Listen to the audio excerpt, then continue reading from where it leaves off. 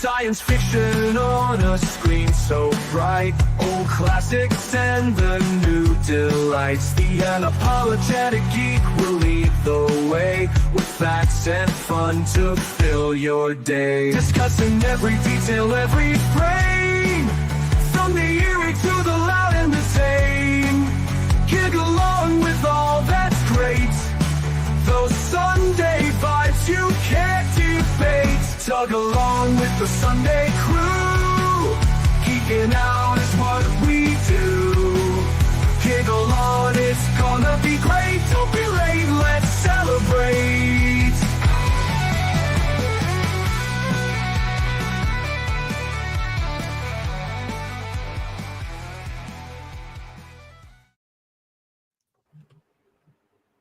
Hi. Greetings. How's it going? South Carolina. Fonz Or is not. back. Fonz is here, yes. Hey, and we're all wearing hats today. We are. I couldn't for the life of me connect my Bluetooth, and it was driving me to despair, but I seem to have ironed that out, so. Good. Awesome. Yeah, all looks good. Yeah. So, I will hello, be welcome here. again to Tug Chat. I will be here, but give everybody a warning. If suddenly I disappear, that means something come out of the mist and got me. He's got Which things is from the possible. Bermuda Come Come Triangle across crawling the on his screen head. and grab you or something. You know. Yeah, One of those little spiders, you know. he's living in the post-apocalypse at the moment. Ah, yes. And I got to tell you, the beard is growing in very, very nicely. It's each week, it's a little Yes. more Mhm. fuller and cropped, and it just works on you, dude. It works on you. I'm Yeah, still shaving that's up the sides right now. Me too. Closer, Well, I need to. closer to Christmas, I'll let the sides go a little bit. But it really annoys me when the hair starts flickering around my ears in the wind. Yeah, you can get the wings. I hate that. Yeah. Yeah, Anyway, yeah, we're gonna keep talking about post-apocalyptic survival movies. And before I get to my actual pick, I do want to very briefly touch upon the homework I was given to watch Radioactive Dreams. This was a post-apocalyptic movie from the 80s that Thrash was talking about. It's about two guys who were basically raised in a fallout shelter by themselves because their dad had left them there, or their dads left them there, and they come out of the post-apocalypse after like listening to a bunch of swing music and reading a bunch of like Dashiell Hammett novels and stuff like that. So they're all into the 40s lingo and hip attitude and all that. And they're so naive about the world that they go into, and they're like immediately beset by mutants. And there's like this woman who is, who tries to use them, and she's got like the keys to blow up the last nuclear bomb for some reason, and they wind up getting captured by cannibals. It's a whole thing. It was a lot of fun. I was not expecting it to have been made on a budget of about $10. That was crazy. But I did enjoy it, and I did like how it all ties together in the end. I mean, the plot makes absolutely no sense. It's so contrived, but I love it anyway. I think it was fun. So I just wanted to let Thrash know I did watch it. Thank you. And I did enjoy it. Is it a 80s movie? It is an 80s movie. Yeah, It is an it 80s looks movie, like and an you can 80s find movie. it on YouTube for Oh, free. It is the quintessential 80s movie. it is definitely on my watch list now. And fair warning, at the very beginning, it looks like it's in like a washed out black and white. It looks like the color's all messed up from YouTube compression, but it's not. That's how the movie actually starts. It goes into color later.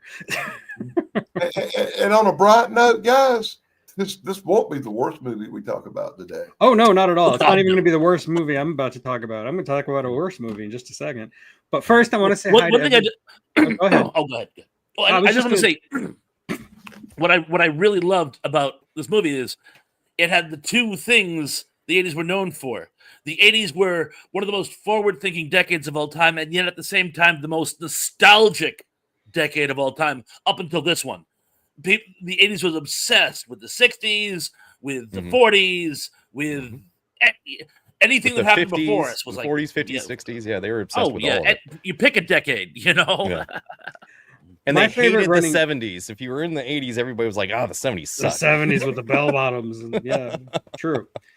The one recurring joke that every single time it happened, I thought it was funny, is these two guys, they wanted they think of themselves as private detectives, dicks in 40s lingo. So they're going around the post-apocalypse, introducing themselves as, "Hi, I'm Philip. I'm a dick." It's like, it's really funny. Anyway, yeah, I don't want to spoil too much, but it is fun. I do recommend it. I mean, but know what you're in for. It's an extremely low budget movie. And a farce. And a farce, of course. Yeah, it does not take itself seriously. But first, I did want to say hi to the people in the chat. We've got Indy Spoats, who I'm sure has also seen Radioactive Dreams. He wrote it. Yeah, probably. Vim Vander Straten is here as always. We've got Tracy in the chat. And don't worry, Tracy, I'll get you back on the panel one of these weeks.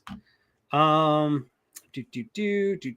else? Gary Carpenter is here. Hello, Gary. Always good to Gary see 7. you. Jess Carowin is here.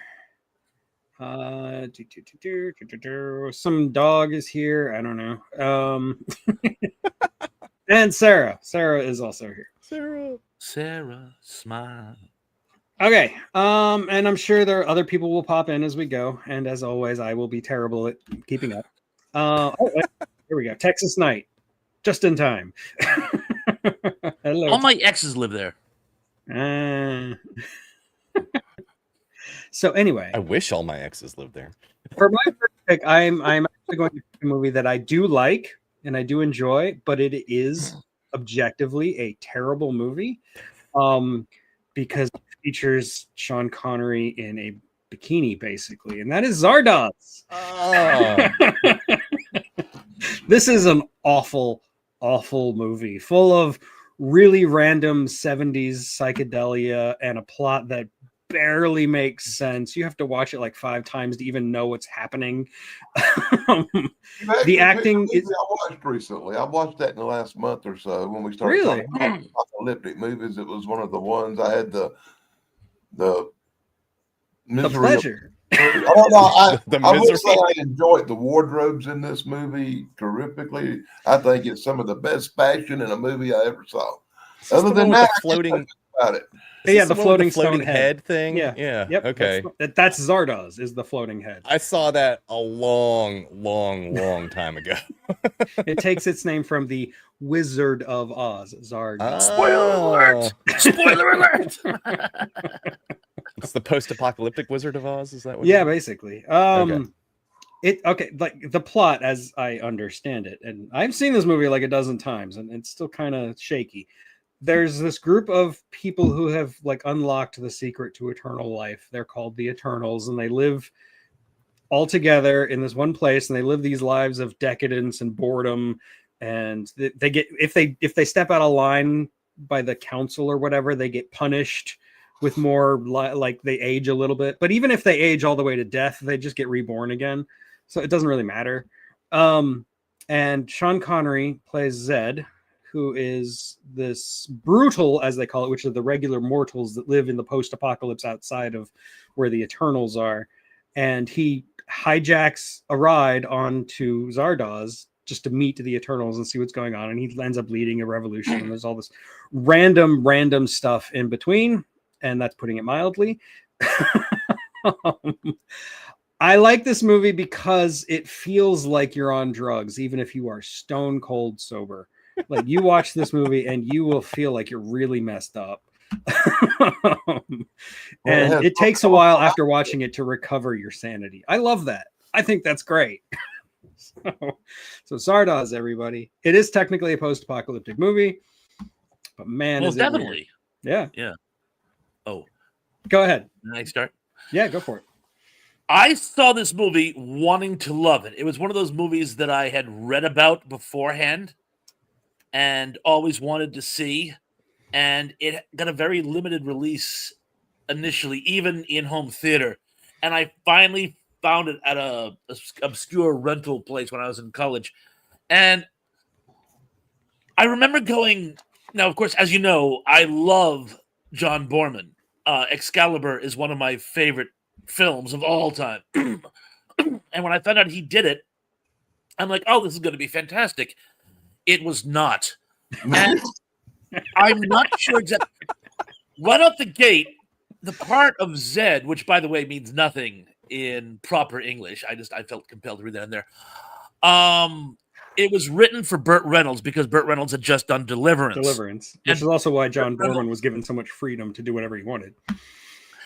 And I don't know if Burt Reynolds was working on another project at the time. I think Gator or something. I don't know. According to Wikipedia, he was just sick when they started filming. Oh, okay. But he could have pulled it off because he would have put a little fun in it. Sean Connery, I don't know if it's because he's such a pompous asshole. Even when he tries to do tongue-in-cheek parts, he can't do it. And it's not even like Leslie Nielsen, where if he just played him straight. It's almost like you see in his face, I am so above this. Like Liam Neeson in Phantom Menace. And as far as the story goes, it's almost like he had so many great ideas, he just couldn't fit them all together. So he just sort of threw them at the screen. And I'm like, it may have worked better as a mini-series or something, but the movie was just too much of a mishmash to actually fall in love. I mean, I love the premise, a post-apocalyptic death cult, which is being utilized by a group of people who can't die and are sick of living. I mean, the pieces are there. It's a really cool idea. Yeah. Yeah. It is. Now that I think it over, and Pons has made that statement, I choose to believe that Burt Reynolds didn't do it because he read the script. I mean, it's distinctly possible. There's a reason I quoted it as a Wikipedia fact, not an actual fact. The thought had occurred to me. Also, I think Sean Connery only took it because he had just stopped playing James Bond and he wanted to do something that was the exact opposite of James Bond. And, well, he did. But yeah, in this movie, every actor, I mean, there are actually some good actors in this movie, but like nobody acts like a human being at all.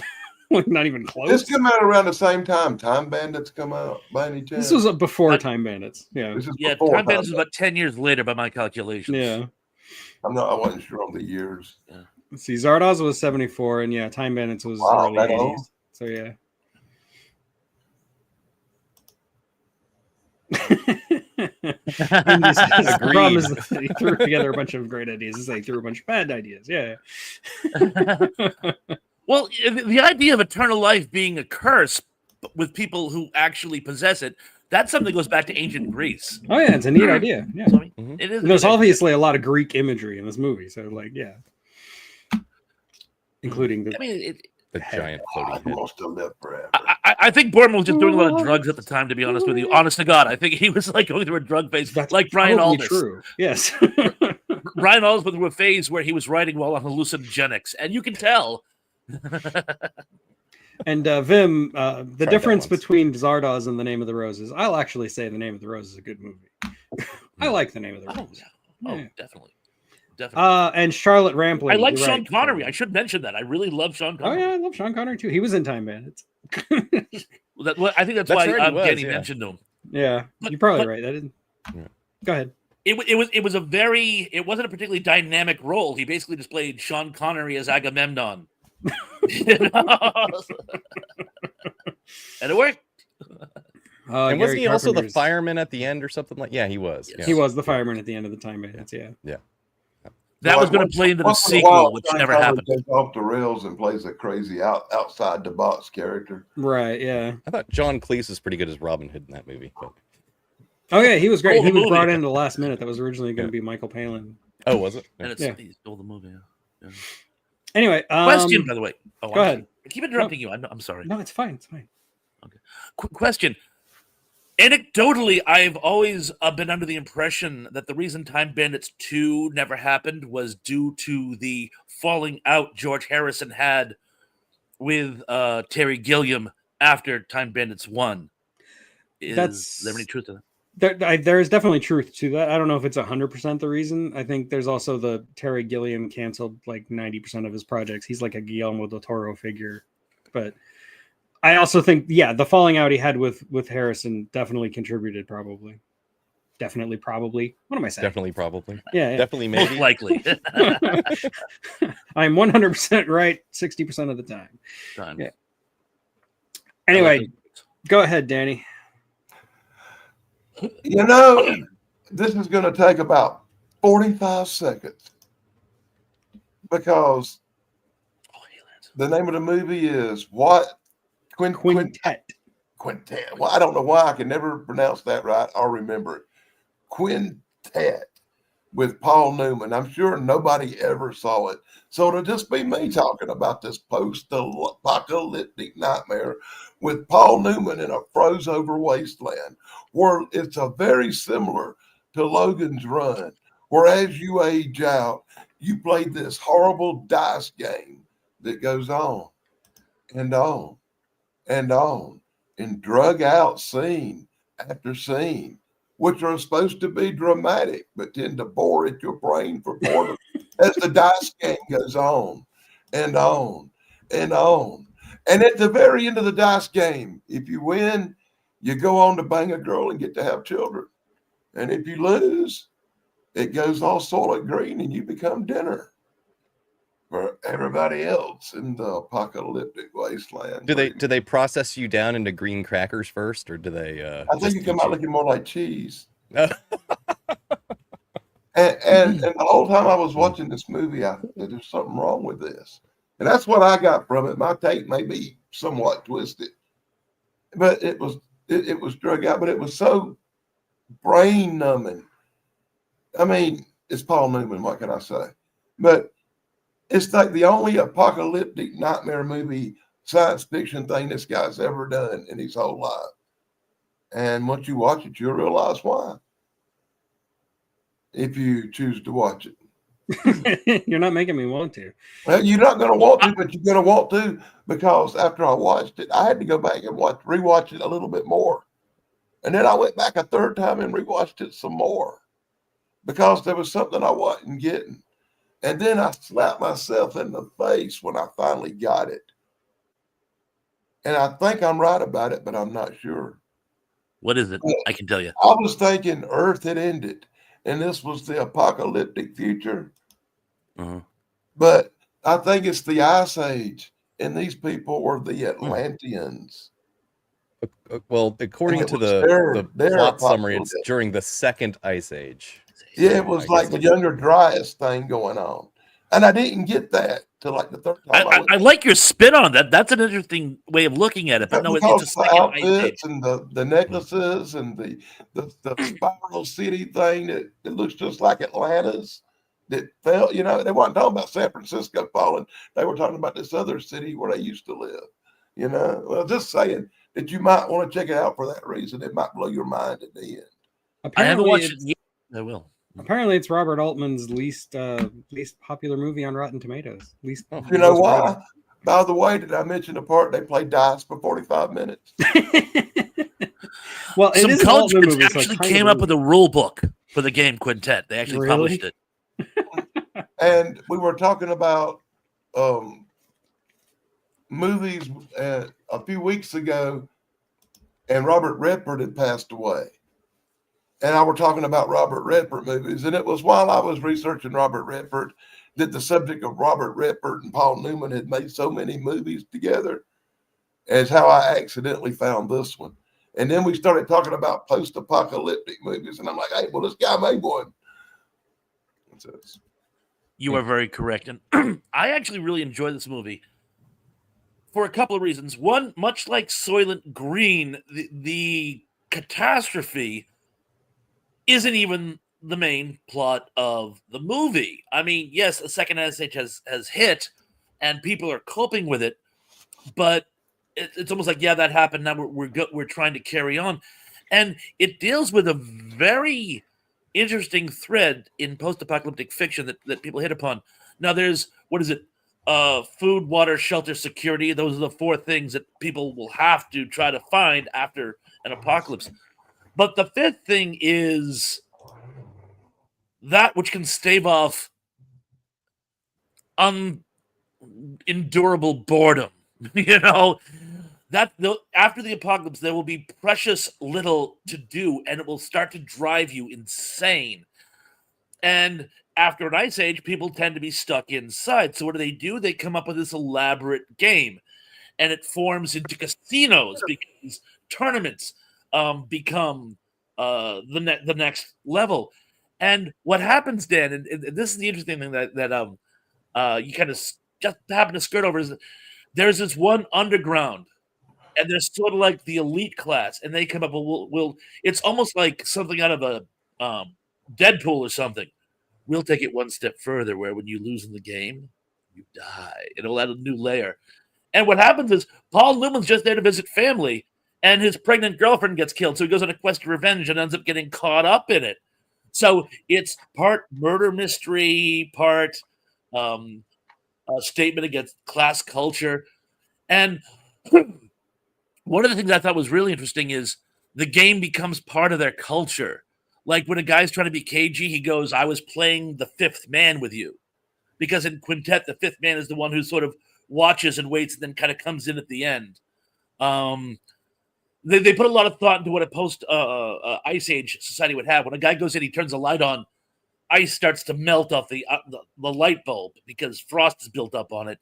I mean, it reminded me of Left Hand of Darkness, where Ursula Le Guin actually put a lot of thought into what a ice planet, basically, an ice age would actually be like.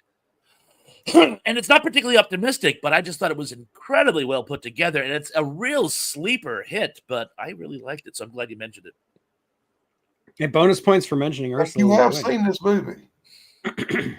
Oh, several times. So explain to me, did you notice in the movie they never mentioned no modern city names? They never mentioned nothing to do with modern stuff. And almost every reference they make seems ancient and a past time, does it not? Yes, and I think there's two reasons for that. One, they're trying to show, because it's probably been a couple centuries after the Ice Age hit, so they have very limited contact with that earlier age. And also, and this is kind of slick, a lot of post-apocalyptic movies that they make whatever year the film was made in the sort of baseline.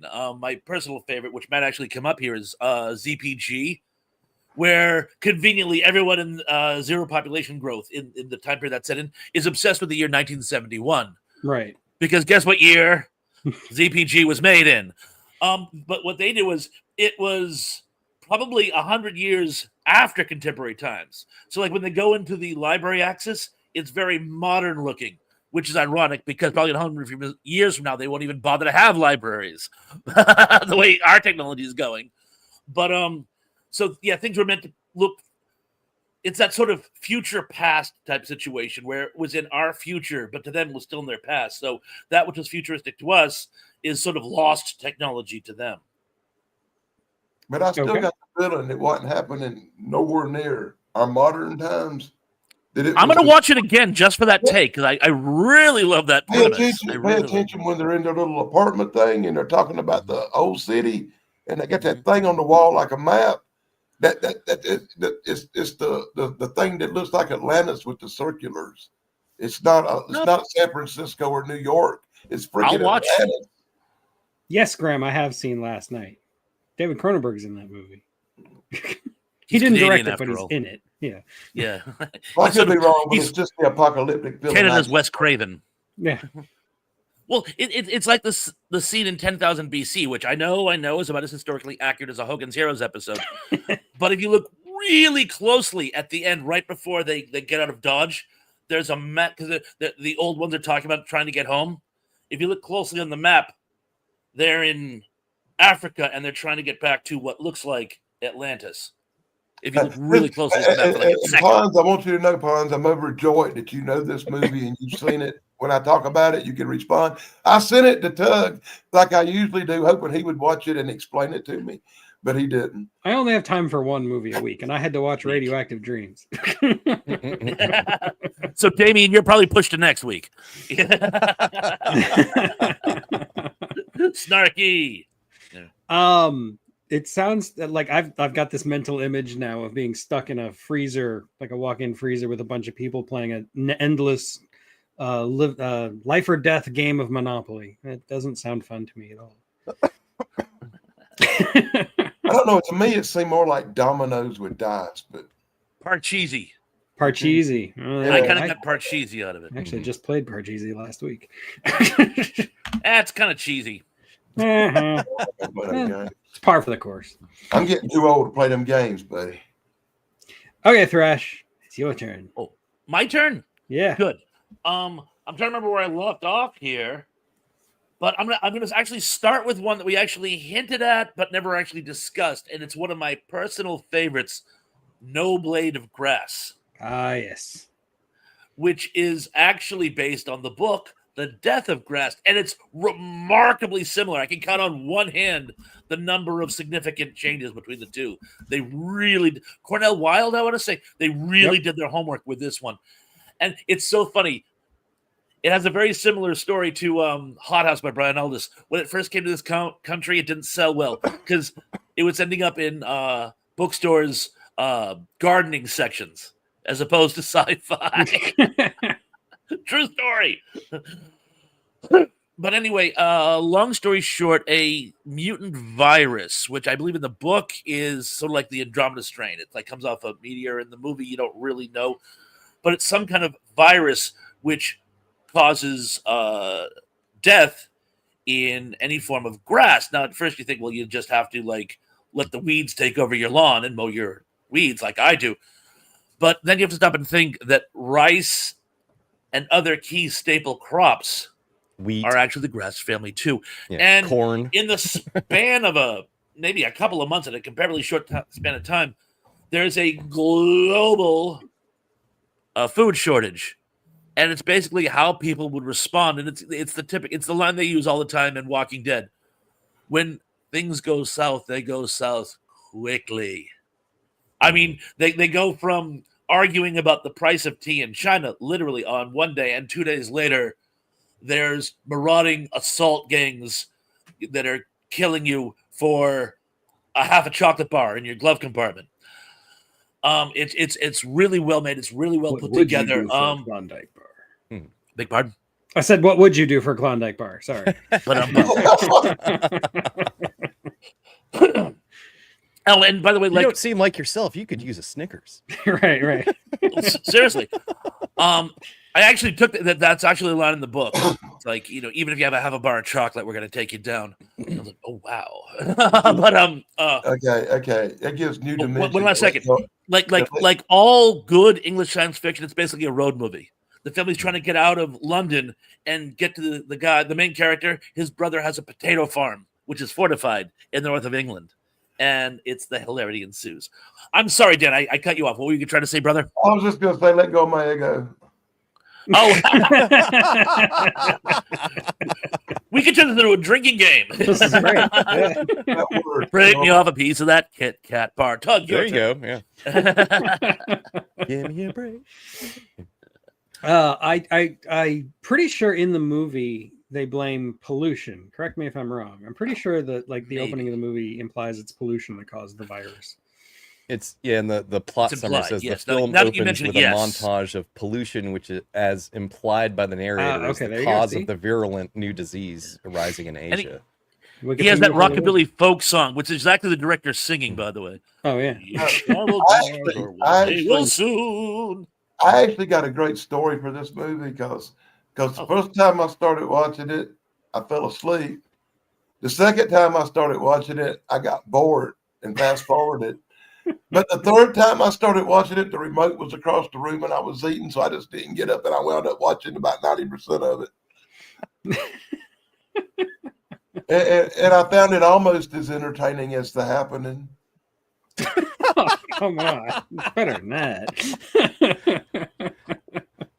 Wow. At least this has Nigel Davenport. I'm just not into killer bushes. Pollen attacks. This bores me to death. The only good bush attack movie I ever saw was Day of the Triffids. That's a good one. One thing that the director does, and I'm not sure why he did that, though, there were a couple of movies around this time frame that did that. They would actually show little snippets that are actually fast forwards, like this is what's going to happen in our next episode. And that was created in a TV show, but why would you do that in a movie? Mm-hmm. Tell me what's about to happen. That's pretty weird, yeah. If you want that, there's a movie called Knowing. Never mind. Oh, God, please. I don't want to talk about Knowing. Yeah. No. I'm just saying that's the same premise. But... Saying no to knowing. So Yeah, No Blade of Grass is great. I really enjoyed No Blade of Grass. When I find it shocking you would compare it to The Happening.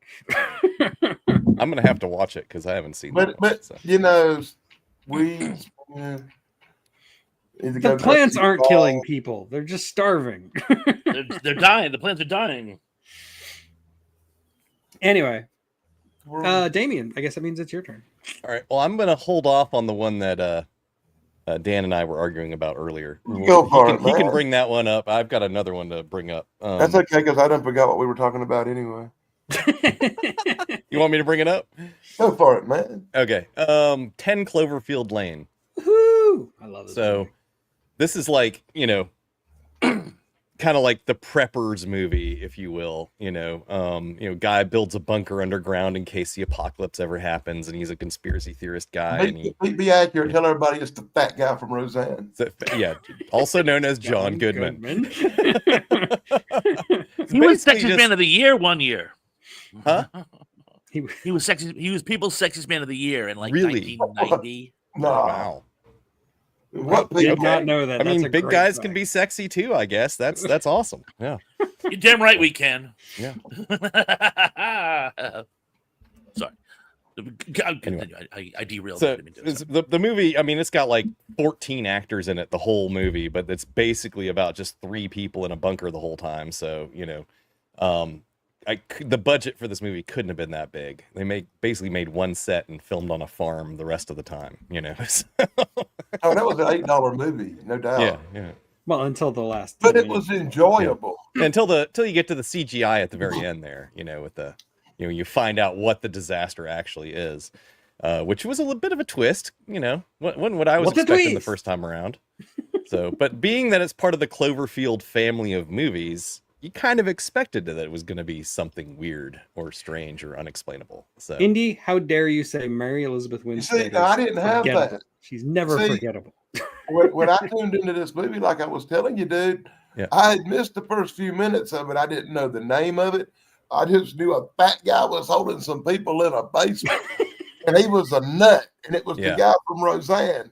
He's really good. John Goodman is amazing in this movie. He's he is. So creepy. And as I watched it, I was like, wow, this guy really is a nutcase. And you never will believe how my mind was blown when it turned out all this crap was real and there were all this going on and aliens. And I was like, what the heck? What I liked is that it's like, it kind of gives you a realistic portrayal of what it would be like living in a fairly large bunker underground for a period of time after the fall of society or whatever. And not a very long period of time. How long were they down there? Maybe a week?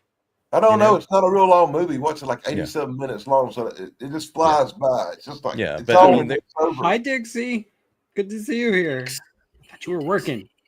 I like a quick watch, but a good movie. You don't have to spend 3 hours watching a ship sink. It's not a huge investment of your time. You just kind of, Well, according to this, it's an hour and 43 minutes. So it's a, Well, I missed it's a tense little thriller. It feels Hitchcockian for most of the movie. Yeah. I missed the first part of it. So. Oh, okay. So yeah. So she just like gets in a car and is like having an argument with her boyfriend over the phone or something, and then she gets into an accident, and then she wakes up in the bunker. I mean, that's all you missed. It's cool that we were discussing this because, like I said, I just missed the beginning of this movie yesterday. It's still, I have just. I've never seen it. You've never seen 10 never Cloverfield? seen 10 Cloverfield? Wow, you should see it. Wow. Yeah, you should see it. I accidentally saw it all the way through. The first couple of times I fell miserably. The Barrel Boy was. I forget. There was some reason why we were going to see it, and I ended up having to work or something, and then I just never got around to it. And it was like I wanted to, I intended to, but then it just one of those things I just never got to see. Indy got it, and I should now. Maybe that should be my homework for the week. Yeah, the actor. It's a decent movie. It's not a great movie, but Emmett played by John Gallagher. Galicki. Is that it? Yeah.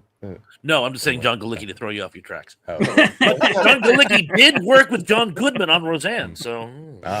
But this is one of the best things he ever done, where he wasn't singing the blues. That movie actually hurt my love of the original. That's how much I hated that movie. Sorry. What I didn't get about the whole thing was that, you know, John Goodman, who plays Howard, he's a, you know, conspiracy theorist, puts all this money into building this bunker, doesn't think to put up a radio antenna or any cameras outside to see what's going on. Hey, things cost So money. You can't, sometimes when you're building a bunker, you got to kind of cut the expenses right there, boy. He had to get that giant blue barrel muriatic acid. You know, yeah, I mean, you know, that's pricey stuff. You know, it's either that or the camera system, one of the two. You know, I mean, how hard is it really? You know, it's you know, it's funny you mentioned that, because a lot of people build things underground and they say that's actually the worst thing you could do, because, you know, the room becomes a tomb. I envisioned a post-zombie residence. It's set on concrete posts, because my thought is the tensile strength of those is so strong, and you can only smash so many zombies against it at any one moment. It would never topple over. And if that was up in the air high enough, you could put up an antenna and pick up Patagonia. That only works in a zombie apocalypse, though. If it's like a nuclear war or alien invasion, worst idea. You know, yeah, that would be horrible. That's advertising. Hey, everybody, I'm here. When that goddamn old meteor hits, the last thing you want to be sitting in the air watching it fall. Yeah, exactly. Although tidal wave, it would also work in a tidal wave. The name of the movie is 10 Cloverfield Lane. 10 Cloverfield Lane. Yeah. But I thought it was a cool movie. You know, it's kind of fairly realistic portrayal of living underground for a period of time after natural disaster, even like how the equipment works, and kind of goes through that. And you get to see the food storage stores and, you know, how kind of claustrophobic it is and whatnot. But also at the same time, fairly spacious bunker. I'll give him that. He put some money into that thing. Well, there's a nice place. Yeah, it's the size of a house, you know, underground. So, yeah. Could have had a better movie selection down there. That's true. Yeah. And a better selection of magazines. I mean, he had Teen Magazine or something like that down there. Oh, yeah. Come on, man.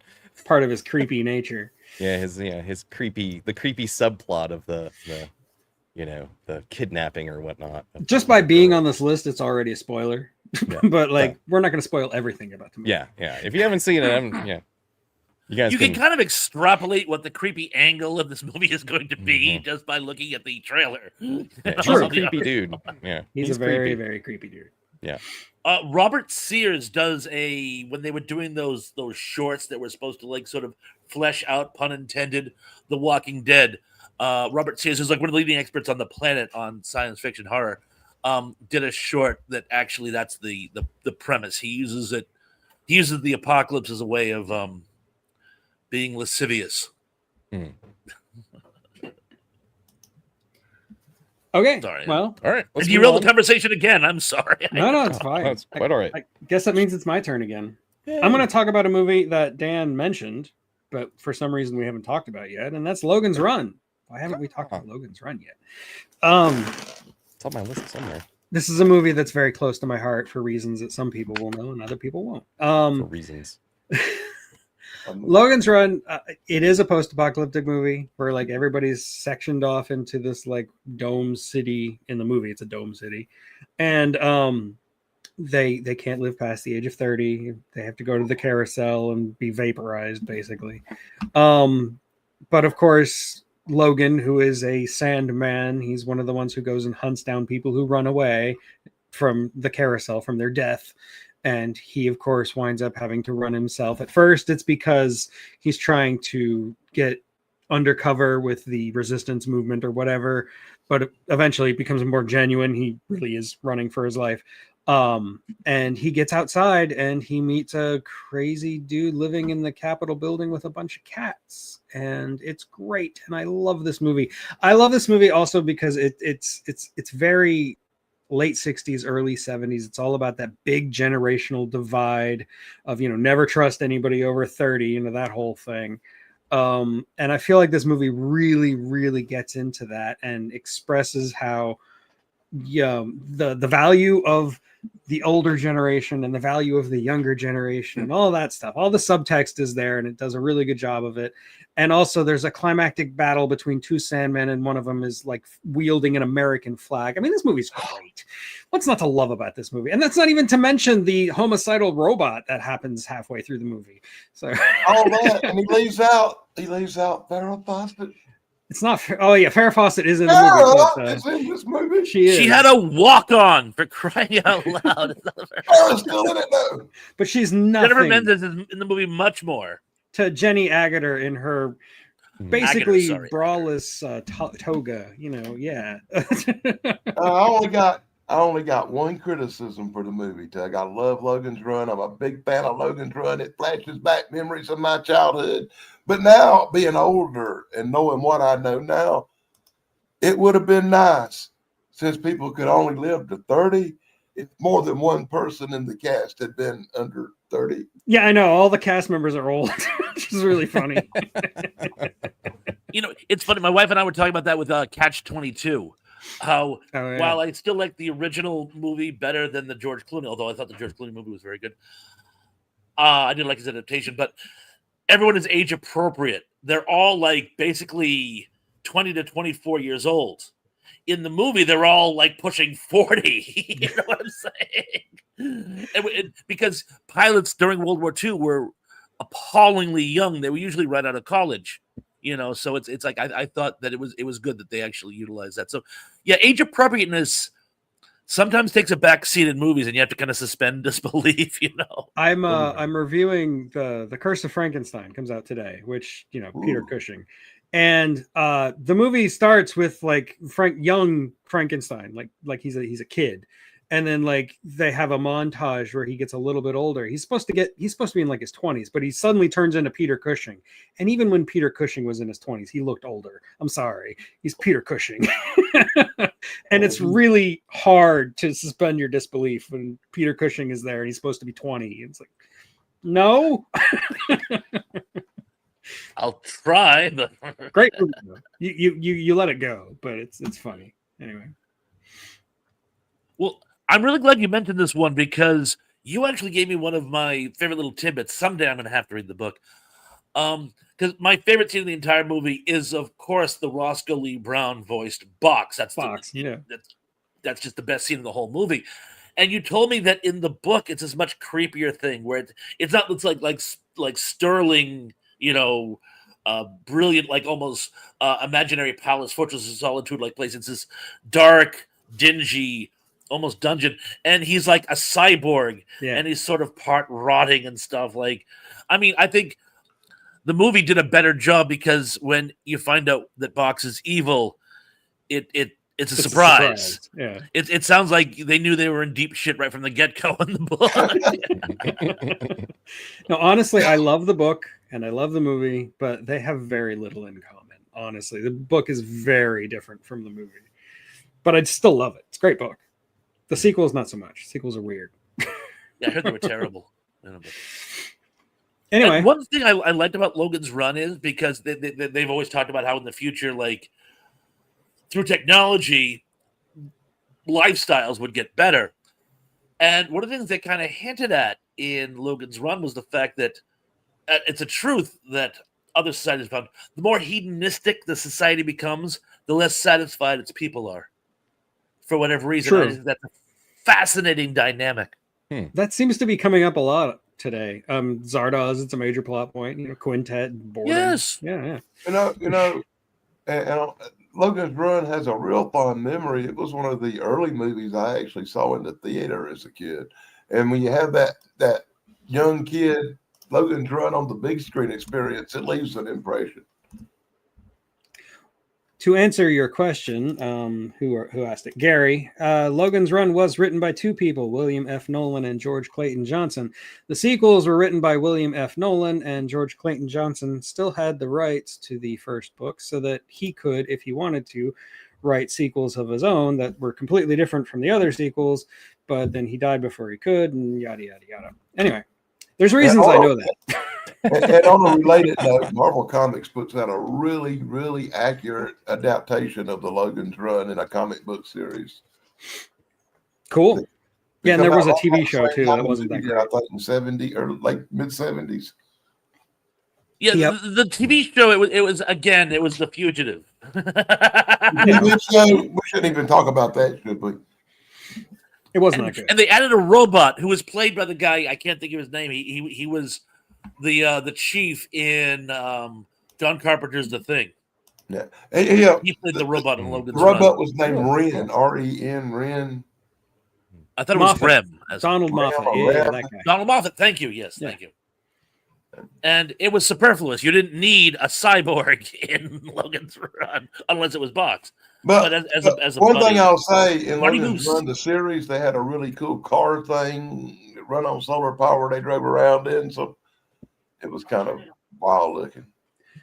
I do agree. It has impeccable vibes. I feel like of all the 70s sci-fi movies, and I've covered a lot of 70s sci-fi movies, I feel like Logan's Run is like the distilled essence of 70s sci-fi on screen. It just looks like it, you know?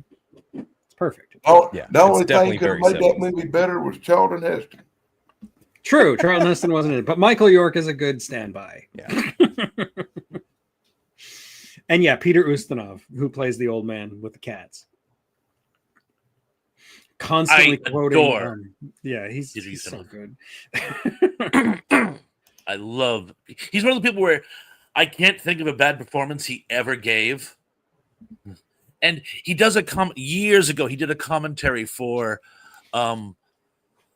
when PBS was doing the Shakespeare plays. He would do commentaries for him, and I don't know if he was just a good narrator or was an expert on Shakespeare, but I think I appreciated them more from the information he gave me after listening to him. I don't know if it was he's just because I was amazing. a big Charlie's Angels fan or whatever, but whenever it come on TV, I would watch Logan's Run just for this 8 seconds of Pharaoh or something. Look, I like Farrah Fawcett and all, but Jenny Agutter. Come on, man. Charlie's Angels. She made Walkabout interesting. Oh.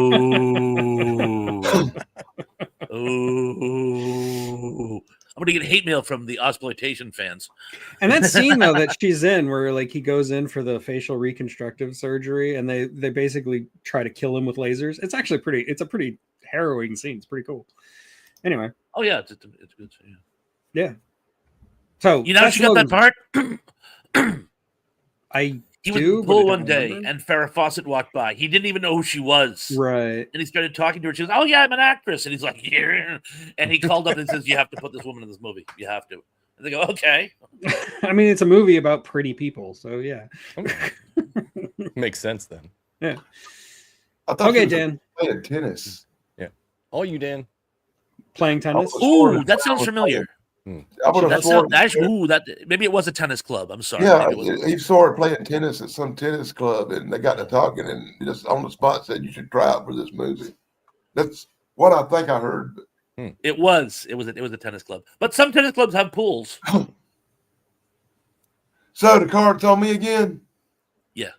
So I'm going to do a double shot of the same movie, a black and white version and a color version, which will become for obvious reasons. Now, if you take the original version from TV and movies of The Day the Earth Stood Still, the original version's about an alien with a big robot that tells everybody on Earth, chill out or the apocalypse is coming. It's not really a post-apocalyptic movie just because of the threat of the apocalypse. But in the remake with Keanu Reeves, the giant spears are here. They're sucking up the planet, and it is the apocalypse. Not that the Keanu Reeves version is nowhere near better than the original. But what I did find out with the spears sucking up the planet in the Keanu Reeves version is it's closer to the original story. Neither one has any books story. Because I found a really old classic. They there stood still tale told in comic books tales. And I do love that Gord is ripped in that. As you can see from the comic book cover, the spaceships in it are featured as spears. And I think that goes back to the 1950s when that Sputnik went up. If you notice in a few old movies, they refer to the UFOs as satellites, not UFOs or alien craft. And Sputnik, it went up and everybody was stuck on the satellite thing. So when they made the Earth Stood Still original movie, they had the UFO craze. But when the story come out, before the movie was made, it was Spears and Sputnik, and they were referring to everything a different way. So that's why you get the Spears versus the UFOs in the different movies. Well, the original story was just like a robot and his human companion show up, and everybody assumes the human is the leader, but it's actually the robot because he comes from a place where robots have taken over, essentially. Exactly. That's the twist. I'll be reviewing this comic book Tuesday. Yeah. No, like, I think we all live in a world where the Day the Earth Stood Still remake has happened, so we all live in a post-apocalyptic world. That is one of the worst movies ever made. It is an affront to cinema. And Jennifer Connelly couldn't save that movie. Yeah, even Jennifer Connelly, Keanu Reeves, Kathy Bates. It's got an amazing cast, and they're all in this war crime of a movie. And some pretty good special effects. It does have some entertaining, but effects. yeah, it was horrible compared to the original. I mean, So bad. yeah. The original is a work of art, a masterpiece, a Picasso, and the remake with Keanu Reeves is a steaming turd. That's an insult to steaming turds, Danny. It's a very horrible movie, but once again, it did have special effects. Yeah. And did lean to actually have spears and stuff in it, Mhm. like the original. I think they did a good job in the original with the special effects abilities they had at the time. Oh, it's I'll off the give 'em scale that. good. You know, but yeah, I mean, the remake definitely had, CGI and all kinds of stuff to fall back on, but anyway, still sucked. Giant nanobot gore. Yeah. Yeah. They put him in a hole in the ground, and yeah, anyway. I'll be honest, I'm not a really gigantic Keanu Reeves fan anyway. I find it really hard to like most of his movies. I didn't even like the crazy Matrix? kung fu movies. I don't know, he was Matrix crap. I really didn't good in like John it. Wick, but anyway. I'm not a Matrix fan, which would probably been a better apocalyptic movie to bring up than that piece of crap. But I had the comic book. I thought about bringing up the Matrix, but it's like, is that really post-apocalyptic survival, or is that dystopian future? I think it's kind of halfway between. Yeah. The apocalypse happened, and they're surviving, but at the same time, it's anyway. It's almost a separate subgenre. Yeah, Well, what it is, kind of like halfway between. What it is too much crap for basic science fiction fan to ingest. It's an overload of science fiction. You need something. I like a science fiction movie to be straight up, like Alien.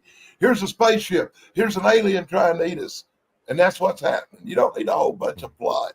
You don't need all this like a holographic world simulation crap. It's too much science fiction, man. You can't keep up with it. I completely forgot about this. Speaking of post-apocalyptic survival, there's this book that everybody should read. Yeah. That's kind of has some of that going on in it. It's like half of it takes place in post-apocalypse. Yeah. Yeah. It was Mine's a on little my bit more list to bring tattered up than later. Dan's there, because I'm horrible on paperbacks. Don't feel bad. So am I. I understand. Yeah, I destroy It's- paperbacks. It's I sort of brought- par I for brought the props, ADOX. too, man. I'm a prop comic. You do a good job, Danny. Thank you. Yeah, I've got mine copy here too. Always. Aha! I I've got want more want back yours. there. Yeah.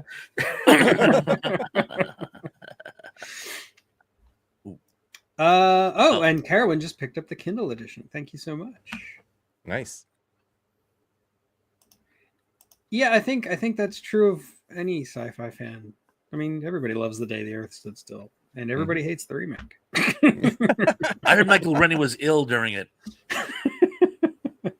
Nice. You He know, told us where to stand, though. Mhm. On Okay. our feet. they were trapped. There's no way they could have remade the original. If they No, it made goes it back like to what the I- original, people would have complained it was too much like the original. And if they made it different, people was going to complain it wasn't enough like the original. It's one of them. At least it didn't have Tom Cruise. Yeah, they could have made yes. it worse. That would have made it far worse. Yeah. Keanu Reeves The at least is a underworld better world. actor than Tom Cruise. If you want an example of worse, War of the Worlds with Tom Cruise. Another. That's why I brought it up, Dan. Yeah. Another horrible. It's for the people watching puns. They don't always. No, I know. I have a different opinion. Thank on you for remake driving of the War of point Worlds, home. I just but wanted to. Still, yeah. I couldn't resist being a smartass. There are things I like about the War of the Worlds remake, but they're far outweighed by the things I don't like. Yeah. I got you. Harper might. I think be the part I watching, don't so like the gotta most about explain War of the things. Worlds is Tom Cruise, but everything else wasn't that bad. But Tom Cruise, that Dakota was the one. Fanning screaming. Oh, really- Yeah, that too. Did you see Tom Cruise in The Mummy? Whew. Yeah, I can go all day with Tom Cruise. We might talk about that next week. No, it is Halloween time. It's time to bash Tom Cruise. Yeah. Oh, that's a great topic. Like horror movies so bad that they're not fun. We've done the so bad they're good a lot. How about the ones that's like, no, I just can't. I just can't. Okay, that works. I can live with that. Yeah. Because there are some it's like, no, I just can't. Just bad. There's a lot of them out there. There are a lot. Yeah, A whole lot of them. So that might carry us through the rest of October. In fact, Where I brought was up I? one of them a few months ago when we did like alien movies or something like that. Creature was a Oh yeah, pretty bad that's a horror pretty movie. bad movie. Anyway, I like that movie. you like Creature? I like Creature, man. Dan is always full of surprises. I love you, Dan. Well, there's a few moments in it, sure, but I mean, the rest of it's just but like, you come gotta realize on. I like the giant claw too. So Oh, Thank you, Tracy. You're awesome. I don't always hate a movie just because the special effects in it suck. You know, I've got to play this for Tracy. I can name a lot of movies that the special effects wasn't up to par, but everything else was great. This one. 3, 2, 1. Have a nice day. Thank you. hey. Thank Have a you, nice Tracy. day. I don't have no clue what just happened. Tracy gave money, so he gave her a thank you. Like Dave All does. right, there you go. Super. I think so. Yeah. I Actually, can't believe I haven't talked about this one yet, unless I have, and I'm getting forgetful in my old age. But I'm going to go with Things to Come. Have I talked about this yet in this little... I don't think we've talked about that yet. No. I know I have in other places, but I don't think I mentioned it here. So I'm going to talk about Things to Come. This was sort of... There was before Things to Come and after Things to Come in my book. I was already into the genre when I saw it, but I remember I saw this movie as a kid because it was public domain in the States. So when I was developing my first home theater library, you could get them cheap. And I found this movie almost by mistake, and I watched it, and it was just like... little exposition. So it was made right before World War II, and when a lot of the powers in Europe were worrying about what a second world war would be like. Final Blackout by L. Ron Hubbard does a very similar thing. And they envisioned World War II as not the sort of intense struggle that it was, but a long, grinding sort of World War I on steroids. And it's so long and arduous, it ends up bankrupting the global economy and creates this sort of post-apocalyptic wasteland, for want of a better term. There's also a soldier sickness because they theorize biological warfare would be a good idea, and of course it is not. And it has a theme that you see a lot in post-apocalyptic films, or at least you do now. You didn't back then. What it did was it created a sort of future dark age where people revert to the agrarian level society because that's all that can be sustainable. And this warlord takes over England, played by Ralph Richardson, and he is outstanding as this sort of brigand.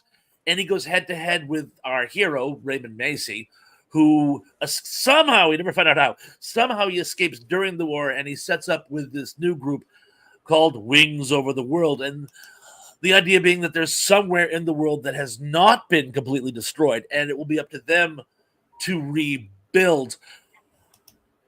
Ironically, the place where they set up is Basra in present-day Iraq, and I was always certain that they did that at the time because the idea of the Fertile Crescent.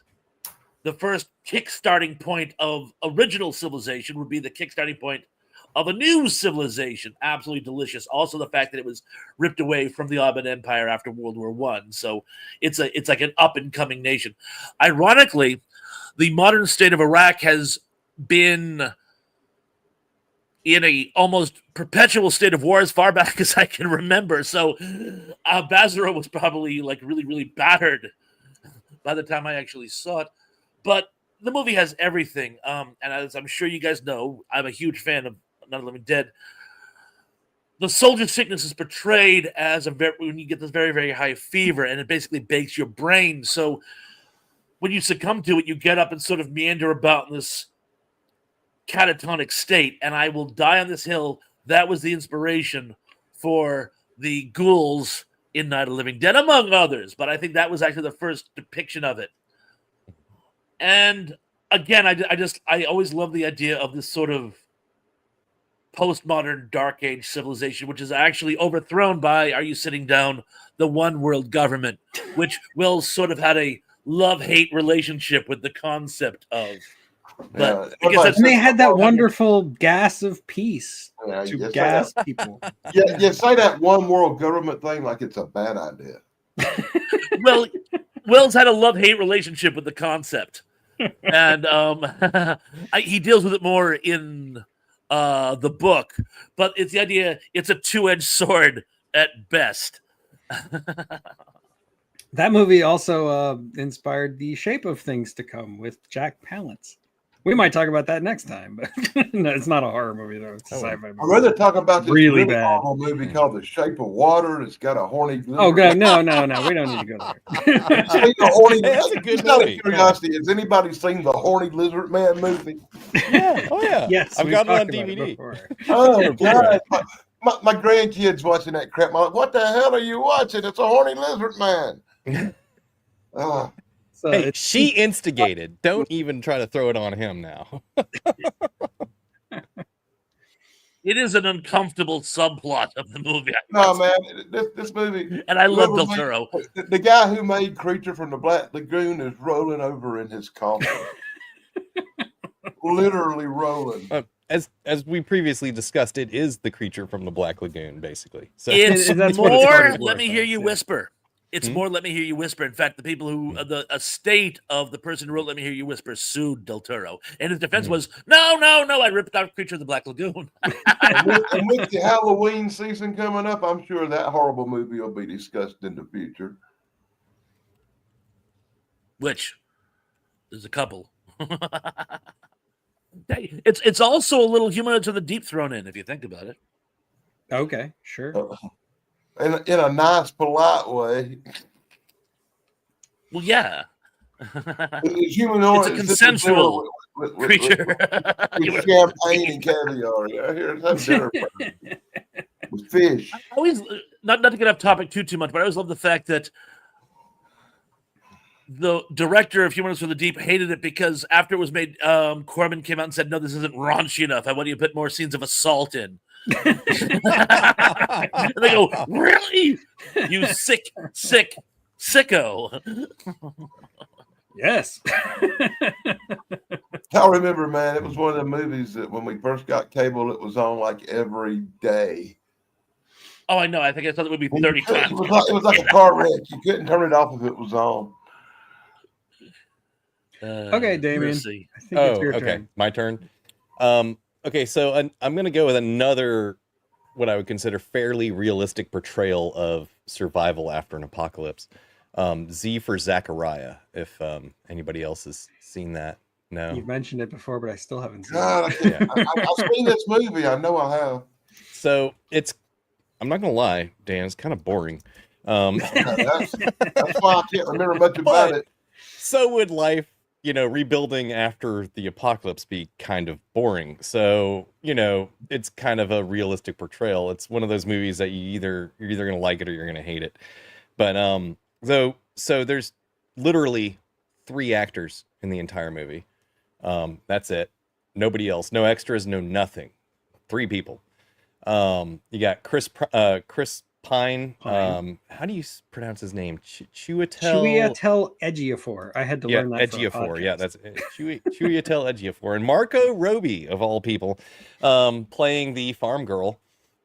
So basically, she's, there's been a nuclear war, and her farm is in an isolated valley where there is no. That's hold on. Yeah. Is this the one with the water thing?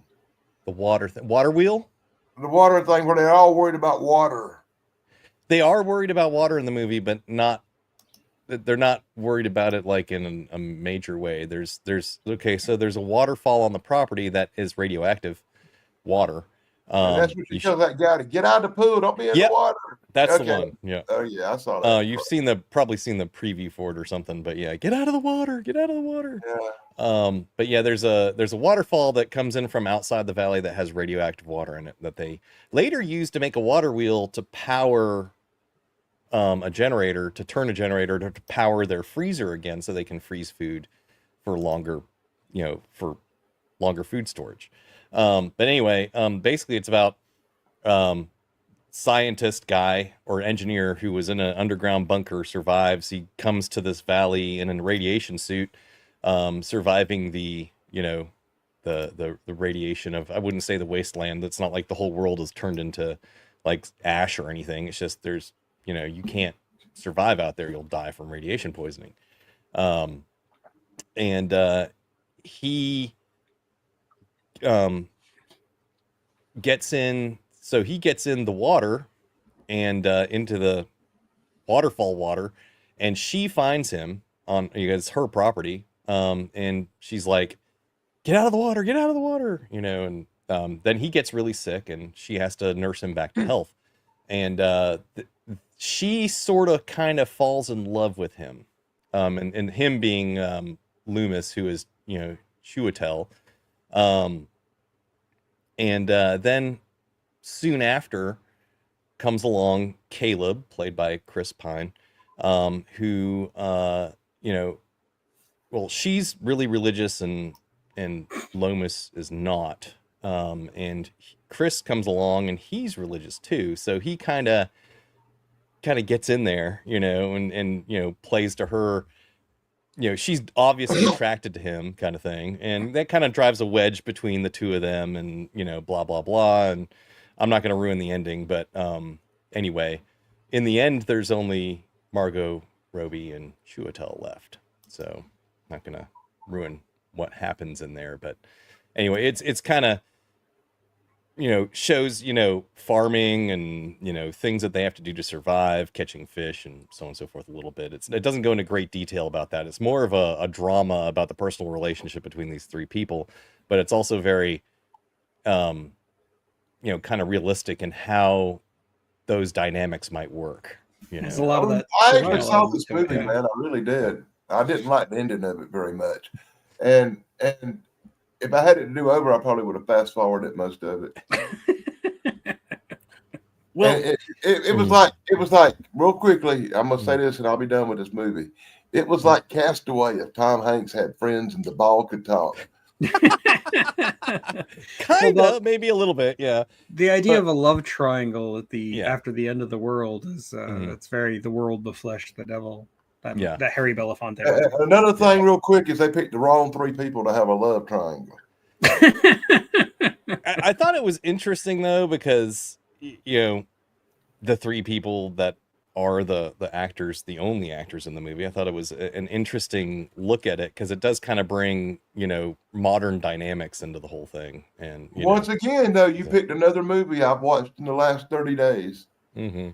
Which is about, I watched it last night because I hadn't seen it yet. So I went through this list of post-apocalyptic movies and found like 20 of them I never seen, and I've been slowly watching them this month on kind of what we've been doing here.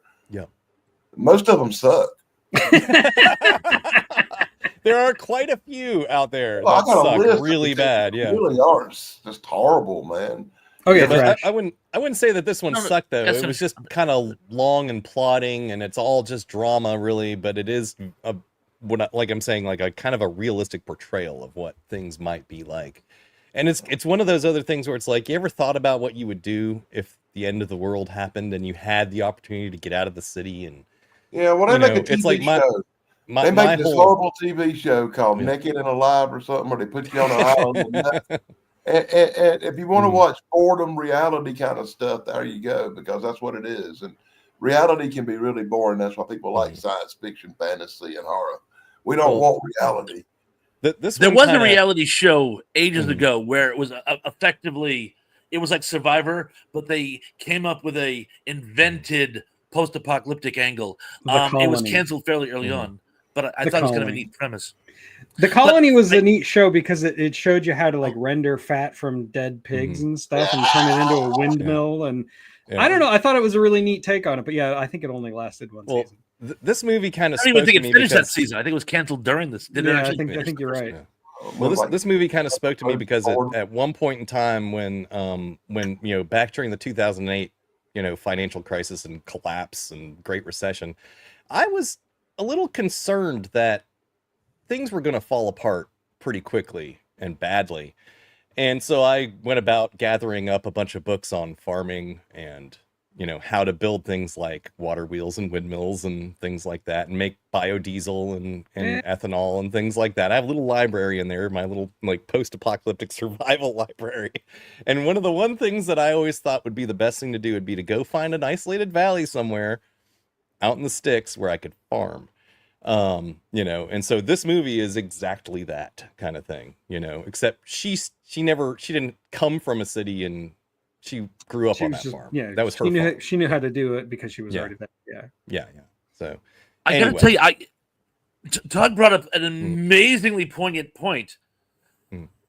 If you want to do a movie about a post-apocalyptic interracial love triangle, you have the perfect template. You have the world, the flesh, and the devil. Why they decided to use Z for Zechariah is still beyond me, because I don't know if you guys read the book, but in the book, it is very, very, very important. There was only 2 of them. So there's no love triangle. It's the dynamic between the 2 of them. I'm sure they changed this for the boundaries of good taste. She is very clearly a teenage girl, not Margot Robbie, who's an adult. In the She's movies. like 16. Or in the book, you mean? Yeah. In the book. Yeah. In the book, the girl's 16. So I think it would have been in really poor taste to do that in the movie.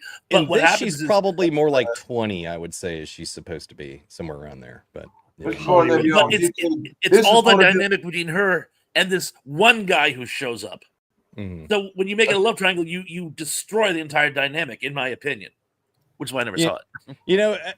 I could see it being a movie where there's only 2 of them. I could see that working better than the movie that they made, in all honesty. I can see that too. Because there is a dynamic at the beginning or early on in the movie before the third comes along, where like she's kind of sort of throwing herself at him a little bit, and he's like, whoa whoa, just hold on here, cool your jets, simmer down now. I'm not quite sure I'm ready for all this, and I'm not sure that you are either, kind of thing. And so yeah, I could see that being a better dynamic and how they work together and eventually like learn to like love each other or whatever, yada yada yada. So and I have to acknowledge Indy's a comment, and thank you, Indy, because that's actually a reference to something I talked about on a post I did on Night of the Living Dead. There's no sexual tension, but the dynamic between Judith O'Dea's character Barbara in Night of the Living Dead, with Ben being her protector character and then being challenged by Mr. Cooper. Both of them see themselves as the de facto protector of the damsel in distress.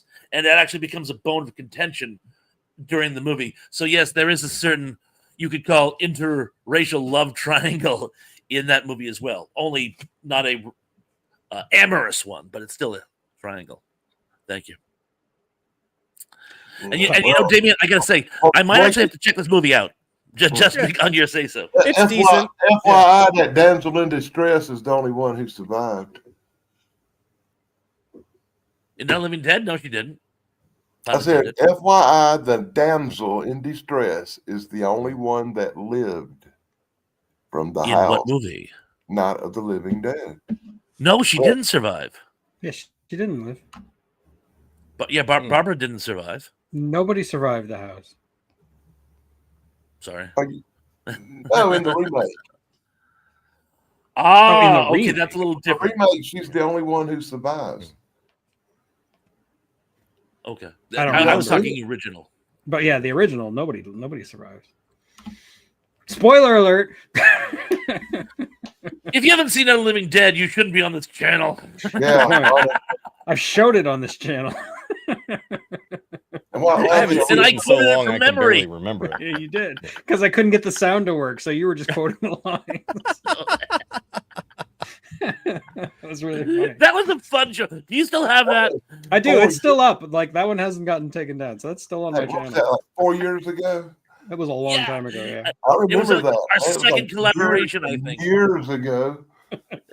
It hasn't been taken down because you couldn't get the sound to work. So Probably. Yeah. It probably has a lot to do with it. Maybe we found a secret. We can just play these movies. you just narrate them yourself, you know. And we can do the vocals. Yeah, there you go. We'll all be Well, actors. like and- wood. To read, you know. Just send out the script, everybody, and you Yeah. can pick your roles. And yeah. That's I love you. this That's idea. you. Plan Time from Outer Space with us doing the vocals for it. Yeah. We can that'd change be them a great. little bit, you know. We'll call it algorithm theater. I have to be the alien at the end. Your stupid minds. Stupid. That's all I'm going to take from you.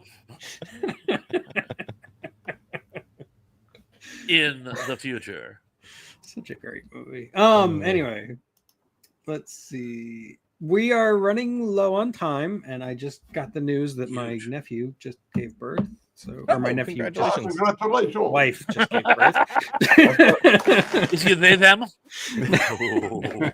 Definitely not that side of the family. Couldn't resist. Sorry.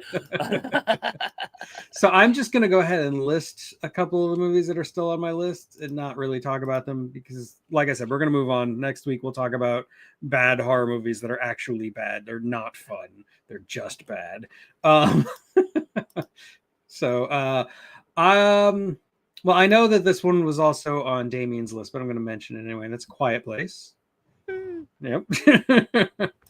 And since Danny mentioned The Day the Earth Stood Still, I figured I'd mention The Day the Earth Caught Fire. Even though it's technically not a post-apocalyptic movie, it's more of an apocalypse movie, but still. THX 1138. That's post-apocalyptic. That's right. I forgot that was. Yeah. We did kind of touch on the Terminator movies, but I did want to talk about Terminator Salvation for reasons. And then, of course, one of my favorite. There you go. Cool. One of my favorite Pixar movies. Box set, by the way. WALL-E, where the actual problem is never solved. But I do love WALL-E. Great movie. I've seen it a billion times because it was one of my son's favorite movies when he was 5. And if you know anything about 5-year-olds, They're gonna you know watch how that many movie times I've seen that over movie. and over. So that's it. That was the rest of my list. Dan, you got anything else you just want to list off before we go? Before we go, since we're not going to do this again, I will bring up the Kevin Costner double feature of apocalyptic nightmares, and that would be The Postman, which is almost as boring as the other Damien's movies on we the talked ball. about, and the one where he pretends to be Aquaman in Waterworld. another postal. I don't have that one on DVD. Kevin Costner bore fest. Okay. Yeah, I like mean, the one where he plays a post-apocalyptic baseball player. But give him credit where credit's due. He made something outside the normal realm of the movies these kind of actors normally make. Wasn't Waterworld one of the most expensive movies ever made or something? because they basically had to make it twice, or they had to make all the sets twice because of Yeah. a hurricane. Yeah. Oh, that's right. Yeah. Give him credit where credit's due. At least he made these kind of movies. Yeah. Hello, know, Christopher. Give him that. Even though they were long, drug out, and boring as Dancing with a Wolf. They were basically still Dances with Wolves, just in the post-apocalypse. It's always Dances with Wolves Kevin Yes. Costner movies make me want to dance with my or pillow. Field of Dreams. One of the two. Dances with copyright infringement. Mhm. Yes, there you go. Pretty sure that's Avatar. That's what I called Avatar, actually. Very good. You see, you guys pay attention. So Thrash, read off some more of your list. I know you've got a very long list of post-apocalypse. Well, I have a lot in here, but I actually only have 2 left on the list, so it should be easy okay. for me. One of them is Jean Reno in Le Dernier Combat, which is wow. a French post-apocalyptic, which is amazing. amazing. It's set in a post-apocalyptic world where women are almost non-existent for whatever reason, but this horrible genetically engineered plague causes people to be unable to speak. And it's a really, really great dynamic. And it's basically about these two warriors who square off and have a pissing contest throughout. It's a great, great movie. And another one is, this is a forgotten classic. It's possibly the only post-apocalyptic Richard Harris movie ever made, and it's called The Ravengers, and it's worth seeing for the cast alone.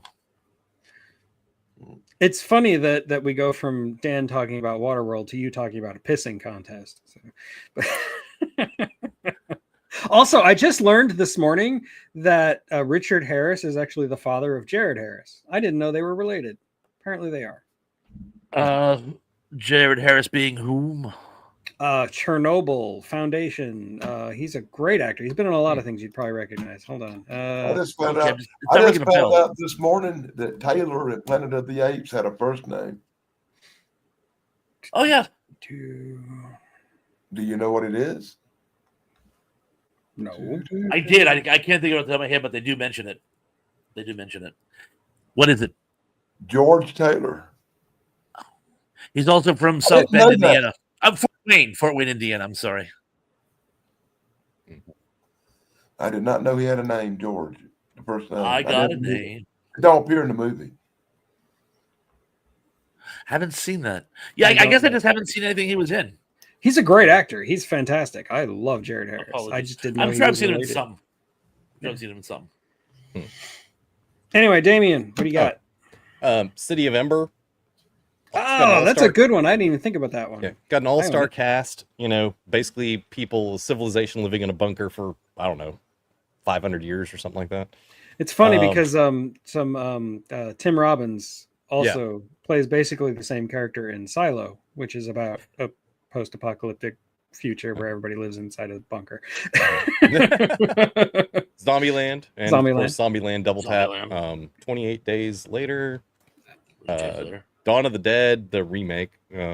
Actually, the good remake of all the Dead movies. Yes, it is a very good remake. Mm-hmm. Yeah, it had a couple of parts I wasn't real fond of, but overall it was a good remake. Yeah, these could be dystopian future, but they're also post-apocalyptic. The Maze Runner. The Divergent series, and of course the game series. My wife loves all of those.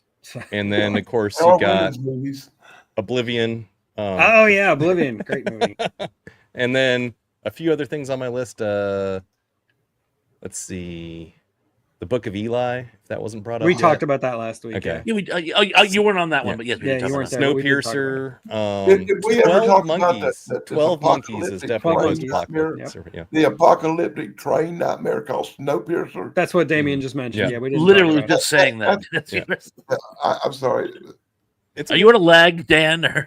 No, I'm just saying. We never did talk about that. No, we never did. So. And I brought up an Ice Age too, so I'm shocked we didn't bring it up. Snowpiercer was okay. It was all right. The concept was ridiculous, but you know, perpetual motion. It was an ignorant movie. One other thing, Midnight Sky. If you've never seen it, I liked it. A lot of people didn't, because they thought it was too plotting and long and so on and so forth. But I thought it was very, it was just the human touch there. Anyway. I did an entire podcast with Lynn on that movie. We all need a human touch. Oh, I Am Mother is another good one, but that's again, you're kind of. Has anybody seen that one? I haven't seen it, but I know about it. Yeah, that's the one with the robot.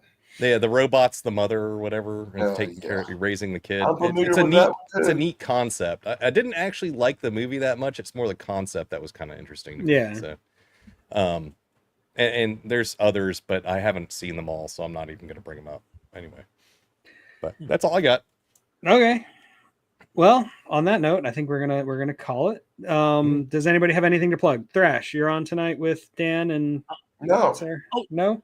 No, Sarah didn't have a concept, so I made arrangements. I'm going to go solo tonight. Yes, indeed, I will have trivia. Well, Sarah said she wasn't been feeling good this week, and she canceled her other shows. And I haven't talked to her, so I'm assuming she still don't feel like doing nothing. Well, so I was going to do solo tonight, but Dan and Sarah, health permitting. I watched y'all's joke off, and she looked like she barely made it through it. Yeah, she didn't seem like she was like still kind of like fighting whatever it is she's Yeah, and fighting. she's but only I will sent be me looking like at 3 that. memes today. There must be something wrong.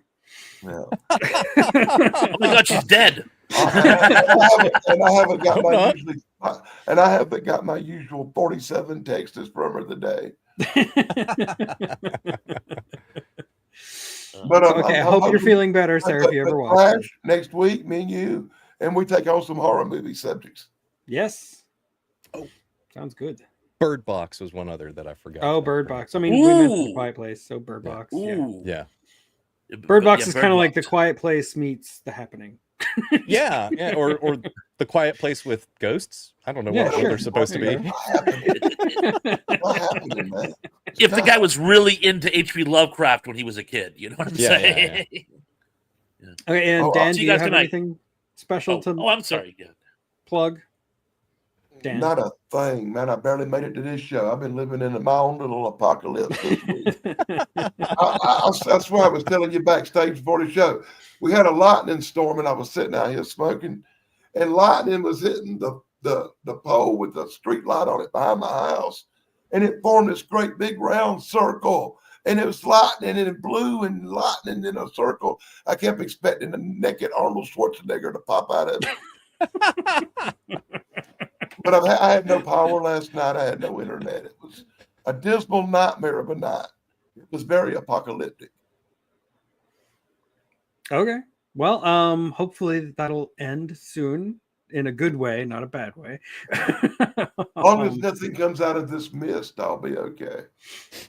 Gary Carpenter's in the chat singing the praises of Avatar. So I think it's time we end. So like I said, I do have a review of The Curse of Frankenstein coming out in half an hour. This is Hammer month for me. I'm doing a lot of Hammer horror movies this month because I've neglected them for far too long. And yeah, like I said, we'll be back next week to talk about bad horror movies. And if you go to my Shock Theater channel, my Shock Theater official, I got a sneak peek up of the new movie, The Bride of Frankenstein. Right. Bride movie coming out in 2026. It's really gonna suck. Yeah, like Christian Bale as Frankenstein's monster doesn't make any sense to me because It's gonna be horrible, ain't it? I can't wait to talk about this one. The whole point of Frankenstein's monster is he's supposed to embody pathos, right? Like he always has. Even in the book, he's pathos. That's the whole point. Christian Bale and pathos don't go together. I've never felt pathos for Christian Bale. As much as I like Christian Bale as an actor, no. I don't know. I'm just looking so forward to spending hours upon hours bashing this movie on YouTube. Well, good for you. I'm not looking forward to it. I am looking forward to Guillermo del Toro's Frankenstein, though. That comes out this month at some point, I think. You know, it's really gonna be bad if it turns out to be great. Yeah, that's gonna annoy me. Anyway, I'm gonna hit the button now. So good night, everybody. Or after. Thank you and good night.